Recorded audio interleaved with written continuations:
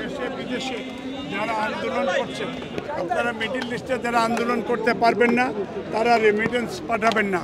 এটাই আন্দোলনের পার্ট হিসাবে আপনাদের এটা ইতিহাসে লেখা থাকবে এবং আপনাদের এটা একটা ইবাদত, এই আন্দোলন একটা ইবাদত। মাফিয়া হটাও আন্দোলন এটা একটা ইবাদত। বাংলাদেশে ইন্ডিয়ার টেরিটরি হয়ে গেছে। রামপাল চিটাং সমুদ্র বন্দর এবং মংলা পোর্ট এবং করিডোর এবং আকাশপথ এবং সমুদ্রপথ পর্যন্ত ভারতের কাছে বিক্রি করে দিয়েছে হাসিনা শুধু ক্ষমতায় থাকার জন্য। এই জন্য এই হাসিনা যত সময় পর্যন্ত ক্ষমতায় থেকে না সরবে তত সময় পর্যন্ত বাংলাদেশে ন্যায় বিচার হবে না। এবং আজকে ডিবি হারুন, তুমি বাতের হোটেল দিয়েছো, এটা বাংলাদেশের হাইকোর্ট বলেছে এই বাতের হোটেল বন্ধ করো।